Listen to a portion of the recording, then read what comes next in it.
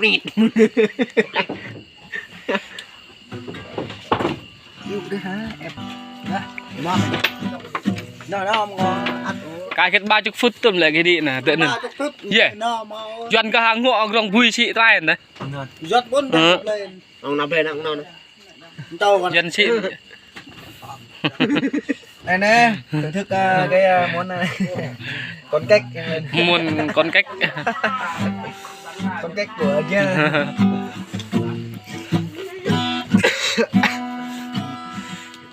Cái này mua cái cái Đó không có đi hả? Này cần đó.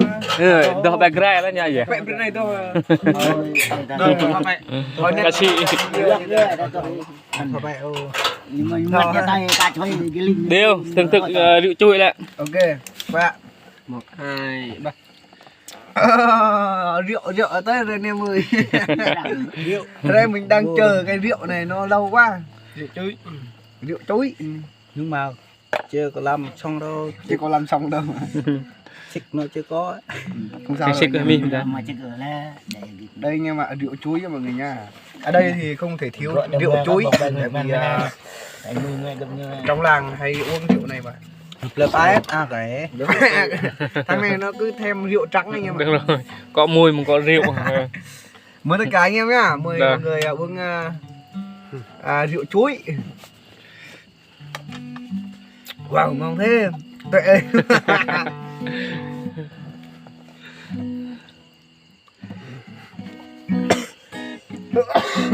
Wow. Cái rượu này uống nhanh say lắm anh em ạ. Mình uống vào nó nhẹ thôi nhưng mà nó nhanh say lắm.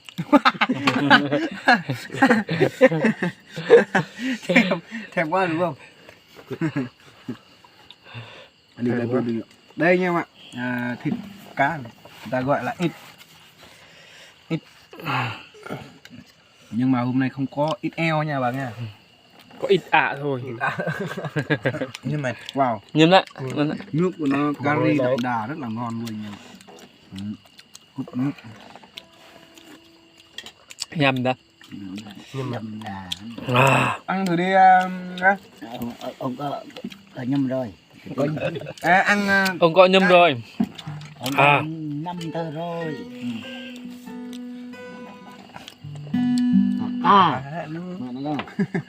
Dọc từng con này. Chú gì?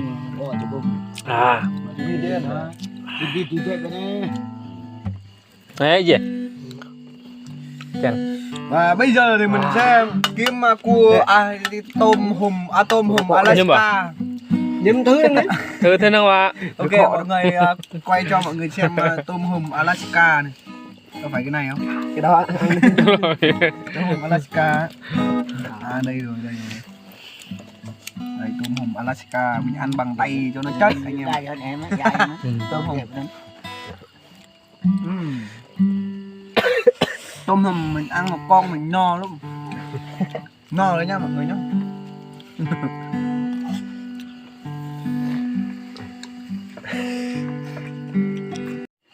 Ok mọi người nhé.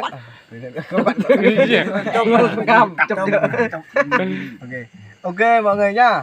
Nãy giờ thì anh em mình cũng uống được rượu nó hơi tê rồi anh em ạ. Sắp say rồi. Hôm nay thì mình có gọi là một giọng hát của ông mình sẽ gửi đến tất cả mọi người cùng lắng nghe nhạc Serai của mình nhá mọi người nhá. Là dân tộc thiểu số.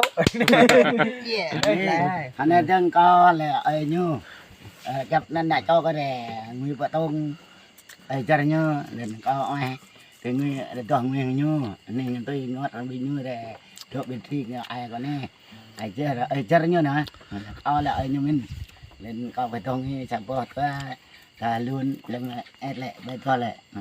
Ok, vỗ tay đi chơi. Vỗ tay. Vỗ tay.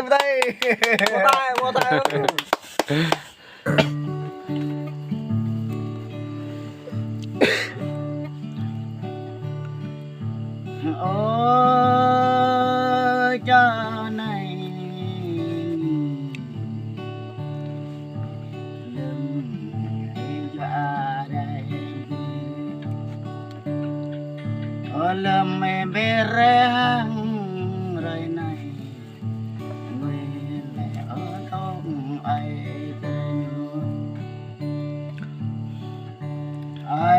mình nhớ bác pre mau xa mẹ mình rơi xa luôn rồi này vừa được nhập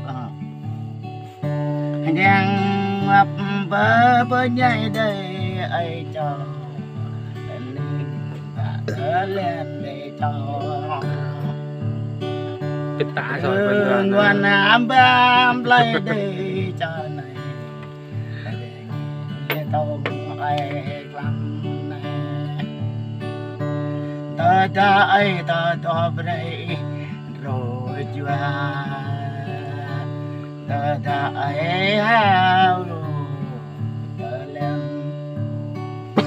ngoài mẹ ngàn cho đây mừng nhà ô ba ơi mừng cái thằng cô độc này hả ôi trong กันกะชีน่าจะเลยอยู่ตรงนี้ตะมึงนี่ hay quá เว้ย vô tay nhưng mà có một thằng nó phá lắm Dùng thì hôm nay thì anh em mình ngủ lại đây. Sáng thì anh em mình đi đường tiếp anh em ạ. Hành trình của anh em mình ngày mai thì mình sẽ theo mấy chú đi kiếm bậy chuột anh em ạ. Xem mai nó có trúng hay không nữa. Đấy. Nói chung thì anh em mình mừng lắm rồi. Anh em mình đi qua đấy nghe nói đẹp lắm. Đấy. Ông này nói này quay cho mình sẽ bên đấy đẹp không? đẹp chứ không đẹp. Đẹp hả? Cảnh đẹp mà. Đẹp thì ngày mai mình sẽ qua nha mọi người nhá. Ngày mai thì anh em mình sẽ qua mình hát quay TikTok này kia. Đấy mọi người cùng chờ xem anh em mình hành trình của anh em mình ngày mai nha anh em nhá. Đấy. Hôm nay mình say lắm rồi. Mình sẽ nhậu đã anh em ạ. Ok, ngày mai mình sẽ lên đường.